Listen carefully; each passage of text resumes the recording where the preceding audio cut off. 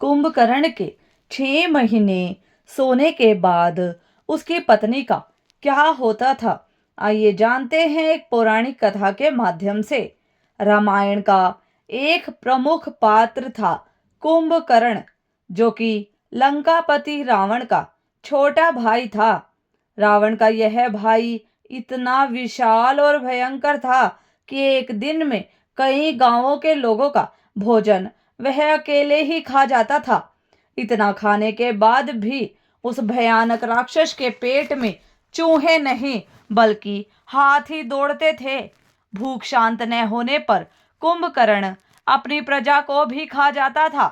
ब्रह्मा जी भी कुंभकर्ण की शक्ति से चिंतित थे, क्योंकि उन्हें इस बात का पता था कि आज नहीं तो कल कुंभकर्ण की भूख की वजह से पूरी दुनिया में हाहाकार मच जाएगा। फिर एक बार जब रावण, कुंभकर्ण और विभीषण तीनों भाइयों ने ब्रह्मा जी की घोर तपस्या की, उनकी तपस्या से प्रसन्न होकर ब्रह्मा जी प्रकट हुए और उन्होंने रावण और विभीषण को वरदान दे दिया। फिर ब्रह्मा जी ने कुंभकर्ण से कहा कि तुम क्या वरदान मांगना चाहते हो। इस पर कुंभकर्ण ने सोचा कि वह इंद्रासन मांगेगा और वह एक योद्धा बन जाएगा, लेकिन ब्रह्मा जी को पहले से ही पता था कि कुंभकर्ण वरदान में क्या मांगेगा। इसीलिए ब्रह्मा जी ने सरस्वती माता से प्रार्थना की कि वह कुंभकर्ण की जीभ पर विराजमान हो जाए और उसकी मति पलट दे, और सरस्वती माता ने भी ऐसा ही किया। फिर जब कुंभकर्ण ने ब्रह्मा जी से वरदान मांगने लगे तो उस समय देवी सरस्वती कुंभकर्ण की जीभ पर विराजमान हो गई, और परिणाम यह हुआ कि कुंभकर्ण ने इंद्रासन मांगने की जगह पर निद्रासन मांग लिया।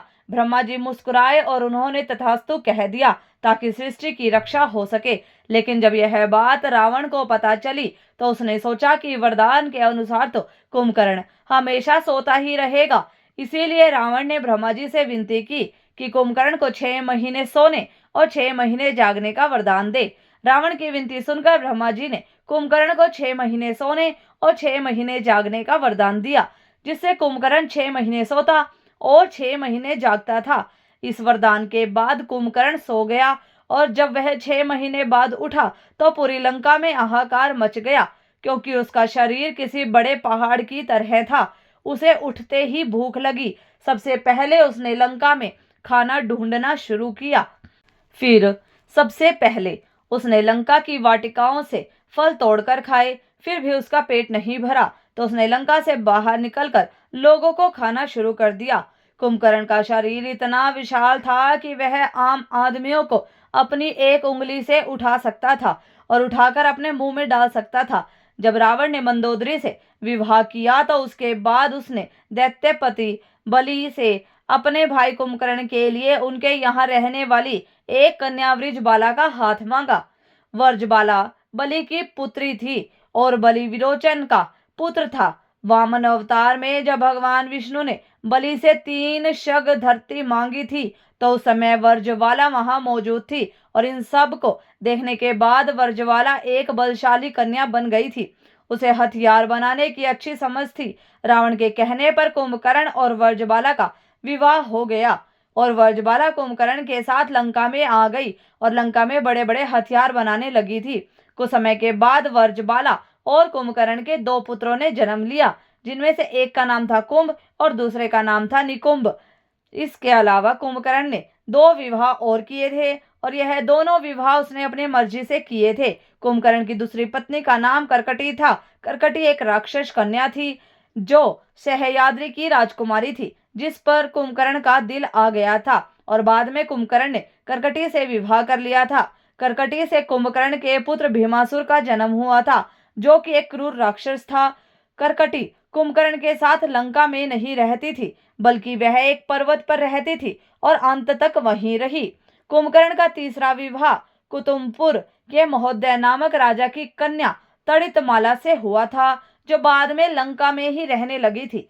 कुंभकर्ण की पहली पत्नी वृषबाला को रावण ने लंका की शस्त्र बनाने वाली सेना का सेना प्रमुख नियुक्त कर दिया था, क्योंकि उसे शास्त्रों के बारे में काफी गहरा ज्ञान था।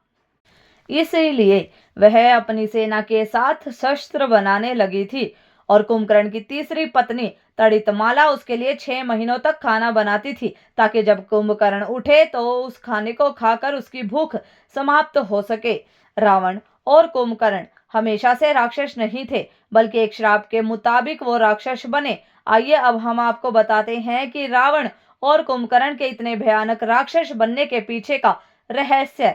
धर्म ग्रंथों के अनुसार भगवान श्री विष्णु के दरबार में जय और विजय नाम के 2 द्वारपाल थे। एक बार सनक, सनंदन, सनातन और सनत कुमार नाम के 4 मुनि भगवान श्री विष्णु के दर्शन करने के लिए पहुंचे। उस दौरान जय और विजय नाम के श्री विष्णु जी के 2 पहरेदारों ने उनकी हंसी उड़ाते हुए उन्हें रोकने की कोशिश की।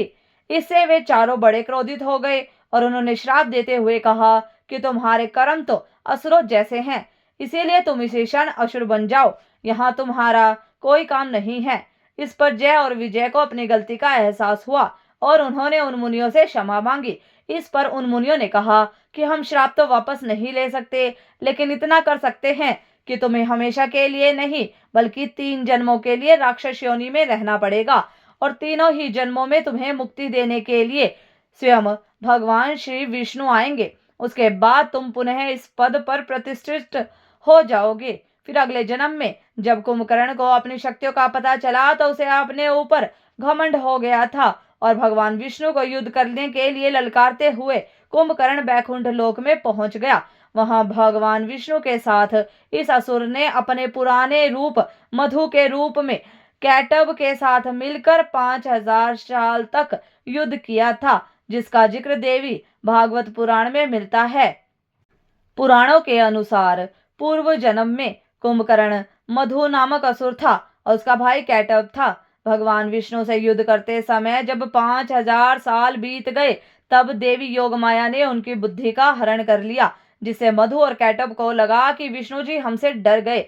इसीलिए उन्होंने घमंड में आकर कहा कि विष्णु, तुम हमसे कोई भी वरदान मांग सकते हो, मांगो, तुम्हें क्या चाहिए। तब भगवान विष्णु ने कहा कि तुम अपनी मृत्यु का उपाय बताओ। अपने ही वचन में फंसे हुए मधु और कैटब अब कुछ नहीं कर सकते थे।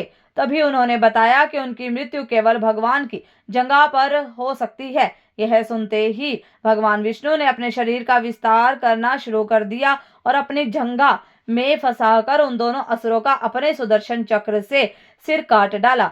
लेकिन राक्षस योनि में जन्म लेने की वजह से मधु और कैटब का जन्म फिर से हो गया।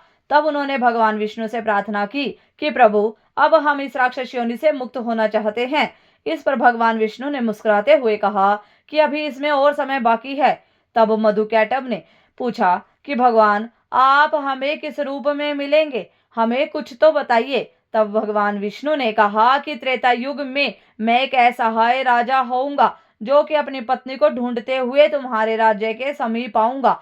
तुम अपने राज्य और अपने बड़े भाई की आज्ञा का पालन करते हुए मुझसे युद्ध करोगे और मेरे हाथों ही तुम मारे जाओगे। इतना कहकर भगवान विष्णु अंतर्ध्यान हो गए। कुंभकर्ण को कुंभकर्ण बनने का वरदान भगवान विष्णु ने उसको उसके पिछले जन्म में ही दे दिया था। त्रेता युग के समय रामायण में भी कुंभकर्ण के पूर्व जन्म का उल्लेख मिलता है। असल में एक ऋषि के श्राप के अनुसार कुंभकर्ण जंगल में भटक रहा था। उसी समय वहां पर भगवान विष्णु के रूप में एक चरवाहा आया, जिसकी कुंभकर्ण से लड़ाई होने लगी। कुंभकर्ण इतना बलशाली था कि भगवान विष्णु से हार मानने का नाम ही नहीं ले रहा था और कुंभकर्ण ने भगवान विष्णु से एक लंबा युद्ध किया। जब भगवान विष्णु ने देखा कि कुंभकर्ण हार नहीं मान रहा है, तब भगवान विष्णु ने असली रूप में आकर अचानक उसका हाथ पकड़ लिया, जिसे देखकर कुंभकर्ण ने उनसे कहा कि भगवान, आपने कहा था कि आप ही इस राक्षस योनि से मुझे मुक्त करेंगे, इसीलिए मैं आपको ढूंढते हुए इन जंगलों में भटक रहा हूँ। उसी समय भगवान विष्णु ने कहा कि तुम मुझे मत ढूंढो, जब समय आएगा तो मैं तुम तक स्वयं ही पहुंच जाऊंगा। इसके बाद भगवान विष्णु ने श्री राम का अवतार लिया और अयोध्या नगरी को धन्य किया। कुंभकर्ण के बारे में कहा जाता है कि वह दूरदर्शी था और उसे पहले से ही पता था कि श्री राम कब लंका में आकर उसका उद्धार करेंगे। लेकिन अपने उद्धार से पहले उसने अपने भाई होने का भी धर्म निभाया। असल में जब श्री राम ने माता सीता के लिए लंका पर चढ़ाई की और लंका की सेना से युद्ध करने लगे, तो यह सब देखकर रावण ने अपने भाई कुंभकर्ण को जगाया। तब बड़ी ही मुश्किल से कुंभकर्ण के जागने के बाद रावण ने पूरी बात कुंभकर्ण को बताई।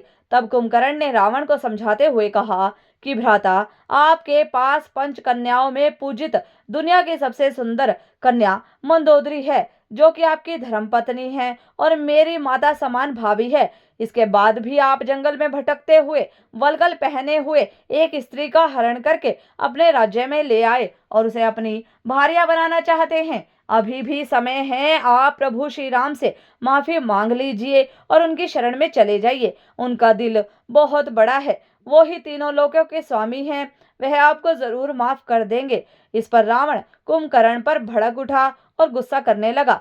बदले में कुंभकर्ण ने रावण से कहा कि मैं तो आपको समझा रहा था, लेकिन कोई बात नहीं, एक छोटे भाई का धर्म है कि वह बड़े भाई की आज्ञा का पालन करे। आप जैसा कहेंगे मैं वैसा ही करूंगा, चाहे इसके लिए मुझे अपनी जान ही क्यों न देनी पड़े। यह कहकर कुंभकर्ण अगले दिन रणभूमि में कूद पड़ा। रणभूमि में पहुंचते ही कुंभकर्ण ने वानर सेना में हाहाकार मचा दिया।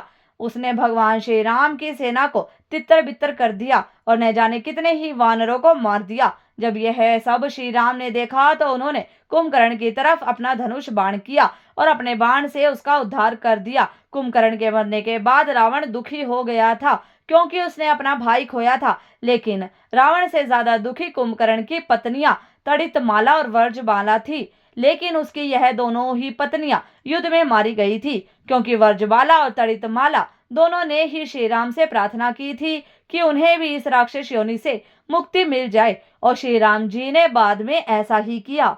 कुछ पुराणों की माने तो जब श्री राम ने कुंभकर्ण का वध किया तो उसके बाद कुंभकर्ण को राक्षस योनि से मुक्ति मिल गई थी और वह वापस भगवान विष्णु का द्वारपाल विजय बन गया। और ग्रंथ भी इसी तरह इशारा कर रहे हैं कि 3 बार राक्षस योनि भुगतने के बाद आज कुंभकर्ण वापस अपने असली अवतार विजय के रूप में भगवान विष्णु के द्वारपाल के रूप में पुनः उस पद पर प्रतिष्ठित हो गया।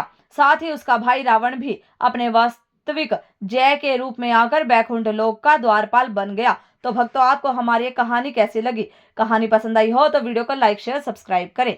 धन्यवाद।